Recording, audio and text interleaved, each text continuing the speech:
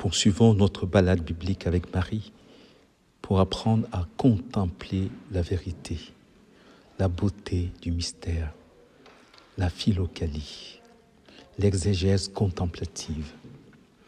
Et pour cela, nous allons nous poser une question essentielle. Peut-on vraiment comprendre la Bible sans s'approprier la question de Pilate à Jésus? Qu'est-ce que la vérité? C'est tellement important de se poser cette question. Pourquoi? Parce que la vérité est une. Dieu est un. Et pourtant, les lectures de la Bible sont multiples. Dieu est un. Et pourtant, la perception que nous avons de Dieu est multiple. Il est Krishna, il est Adonai, il est Trinité, il est Allah. Il y en a même qui l'appellent Bouddha. Et tous les noms que vous connaissez qu'on donne à Dieu. Qui est-il? Et pourtant, il nous est dit que Dieu est un. Pourquoi y a-t-il plusieurs religions? Dieu est-il multiple? Ou alors les perceptions de Dieu que nous avons sont multiples? Et si les perceptions sont multiples, sont-elles toutes vraies, étant donné que la vérité est une? Alors, il y a deux grandes affirmations dans la Bible. La première, c'est le serpent. Vous serez comme des dieux. Vous connaîtrez le bien et le mal. Il y a une deuxième affirmation qui est la réponse à la première, et celle-là vient de Jésus lui-même. Vous connaîtrez la vérité, et la vérité vous rendra libre. Est-ce que la Bible n'est pas le livre, ta Biblia, ou les livres, qui nous révèlent la vérité dans toute sa splendeur, dans son unité? Tout ce qui est vrai, en tant qu'il est vrai, est un. Dieu est un. Donc il est important d'avoir une lecture qui nous rapproche le plus possible de la vérité. Quand nous ouvrons la Bible, le livre qui vient nous révéler la vérité qui nous libère de tout, de tous les mensonges, de tous les a priori, de toutes les caricatures. Ce sixième cours d'exégèse biblique, c'est pour donc découvrir l'importance de la vérité.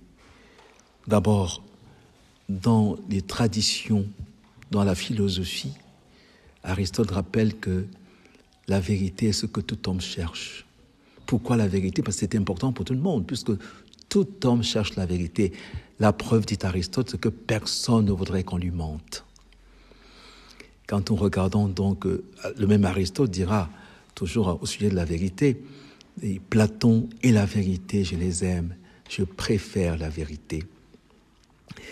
Et quand on ouvre l'encyclique Foi et Raison, qui donne son nom à notre école d'exégèse biblique, le pape Jean-Paul II proclame que la foi et la raison sont comme les deux ailes qui permettent à l'esprit humain de s'élever jusqu'à la contemplation de la vérité. Quand on regarde même la Mahat, c'est très intéressant si on considère que la Mahat est la plus vieille vision du monde. Le premier pilier de la Mahat, la vérité. Tout homme cherche la vérité. Et Jésus vient nous dire ce qu'est la vérité. Il faudrait tout de suite faire une distinction qu'on a déjà faite entre la vérité en elle-même qui est dans l'objet et la vérité telle que perçue, vécue par le sujet. On a pris un exemple simple, comme vous le savez, quand il est midi pour tout le monde. Midi veut dire trop tard pour celui qui avait son rendez-vous à 8h.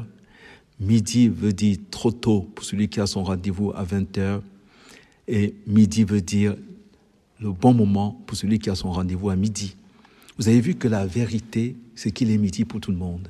Mais le vécu de la vérité se diversifie, se multiplie. Alors, tout ce qui est en tant qu'il est un du point de vue de l'être.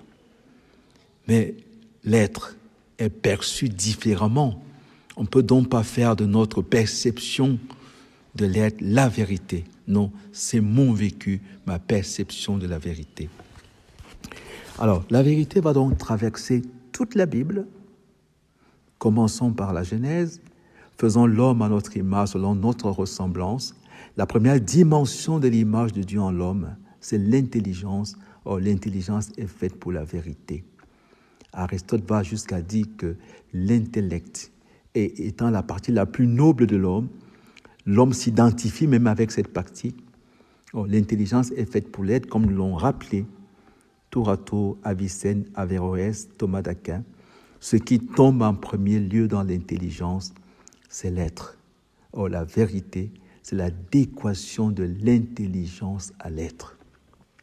On peut dans ce cas dire que le péché originel, ce qu'on a appelé le péché originel, c'est la chute de la philosophie de l'être à la phénoménologie, de l'intelligence au primat de la raison, donc finalement au primat du positivisme, au primat de la psychologie, contre la philosophie de l'être, la philosophie première. Nous pouvons, après le Nouveau Testament, surtout l'Évangile de Jean, nous rappelle que la loi est venue par Moïse, la grâce et la vérité sont venues par Jésus-Christ. Et ensuite, pendant les noces de Cana, Marie intervient en disant « Ils n'ont pas de vin, le vin symbole de la sagesse et de la contemplation. Ils ont perdu le sens de la vérité. Ils se contentent de leur raisonnement et contentent de leur perception, de leur vécu du réel, et non la vérité tout entière, le réel plus lui-même. » Toujours dans l'Évangile de Jean, l'Esprit Saint nous est donné pour nous conduire vers la vérité tout entière. Jésus s'adressant à Nicodème va lui dire « En vérité, en vérité ». Jésus parlant à la Samaritaine, il va parler d'adorer Dieu en esprit, en vérité. Dieu est esprit, Dieu est vérité. Ceux qui l'adorent en esprit, en vérité. Et bien sûr, nous avons le dernier dialogue de Jésus. L'Évangile de Jean est encadré par le mystère de la vérité. Dès le début, la vérité est venue par Jésus, la grâce et la vérité. Et à la fin de l'Évangile, je suis venu dans le monde pour rendre témoignage à la vérité.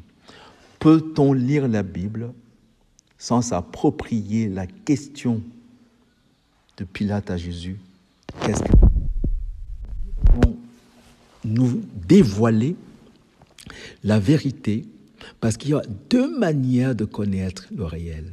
Écoutez très bien, il y a deux manières de connaître le réel. On connaît tout réel à travers le genre et la différence spécifique, donc à travers les définitions, à travers les catégories, à travers les relations que les choses entretiennent entre elles. Mais on peut connaître le réel comme vrai lorsqu'on ne le connaît plus dans ses rapports aux autres, et quand on connaît le réel pour lui-même. Ça s'appelle le jugement d'existence.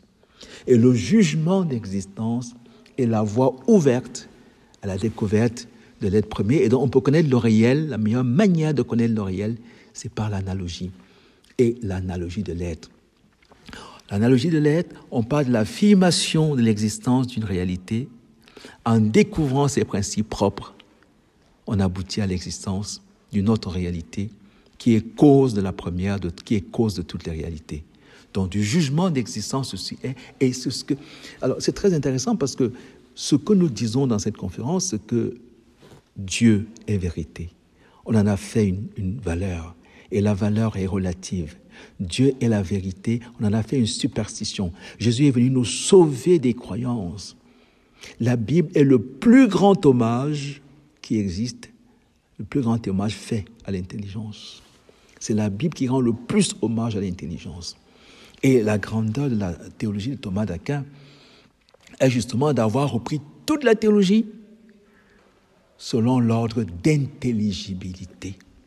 Dieu, Verbe fait chair, s'adresse à l'intelligence. Il éclaire l'intelligence qui est faite pour découvrir le vrai. La question de Dieu, Dieu existe-t-il, veut dire tout simplement qu'est-ce que la vérité, c'est la même question.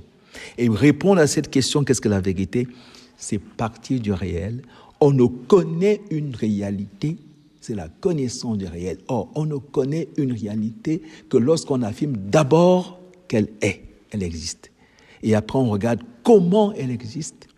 Et enfin, on regarde qu'est-ce qu'elle est. Qu'est-ce qu'elle est, sa définition, sa quidité. D'abord, on parle de l'existence, du jugement d'existence, ceci est. Et le jugement d'existence est ce qui est en panne actuellement. On ne parle plus de l'exister. On parle de la conception que nous avons de l'exister. On parle de nos définitions, de nos a priori. On parle de nos préjugés. On ne laisse plus le réel se révéler. Jésus va être le plus grand des pédagogues. C'est pour ça qu'il va utiliser des paraboles. Il va affirmer l'existence des réalités dont nous avons l'expérience à partir de ces réalités, en découvrant leurs principes propres. Alors, nous avons le levier, nous avons l'ascenseur qui nous permet d'affirmer l'existence de l'être premier. Peut-on lire la Bible sans s'approprier la question de Pilate à Jésus? Peut-on lire la Bible sans découvrir que l'intelligence humaine est faite pour toucher l'existence de Dieu? C'est la première affirmation du catéchisme de l'Église catholique, Homo capax Dei. Et c'est ce que mon intelligence a touché, que Jésus vient donc. Mon intelligence a affirmé Dieu est. Jésus vient me dire qui il est. Dieu, personne ne l'a jamais vu. Le Fils qui est dans le sein du Père, lui nous l'a révélé. Mais mon intelligence est faite pour dire il est. Parce que le bien de l'intelligence, c'est l'être. Malheureusement, le bien de l'intelligence est devenu la qualité, la quantité, l'avoir, la position, l'action et tout le reste. Et 10 prédicaments que vous connaissez. Alors que ce qui tombe en premier lieu dans l'intelligence, c'est l'être. Et c'est à partir de l'être que je remonte jusqu'à l'être premier que les traditions religieuses appellent le Dieu créateur. La première vérité, on le verra la prochaine fois, que la Bible nous révèle, c'est que l'homme est capable, par son intelligence, qui est faite pour découvrir l'être, elle est capable de remonter jusqu'à l'existence de l'être premier, que les traditions religieuses appellent le Dieu créateur. Et cela va permettre justement de lire la Bible dans toute son objectivité, en laissant le réel se dévoiler, nous dévoiler son être. Jésus le fait de temps en temps. Pour vous, qui suis-je? L'être. Dieu lui-même se révélant à Moïse, je suis qui je suis. Je suis qui je suis, l'être.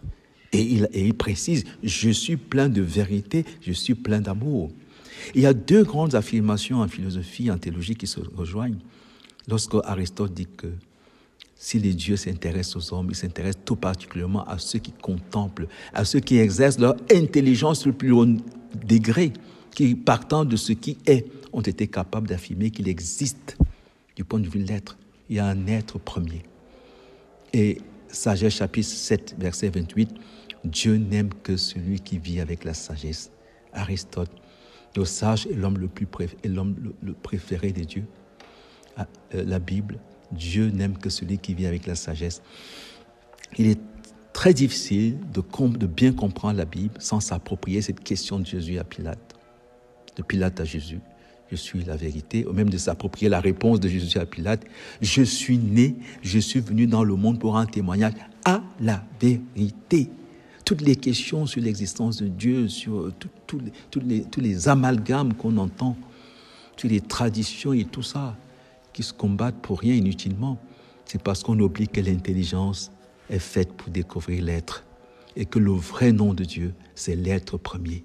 Et ce qui tombe en premier dans l'intelligence, c'est l'être. Et quand on découvre les principes propres de l'être, évidemment, le principe propre de l'être, c'est quand on découvre que ce qui est en tant qu'il est un. Ce qui est en tant qu'il est vrai. Ce qui est en tant qu'il est bien. Ce qui est en tant qu'il est à liquide. En ce moment-là, l'intelligence accueille le mystère.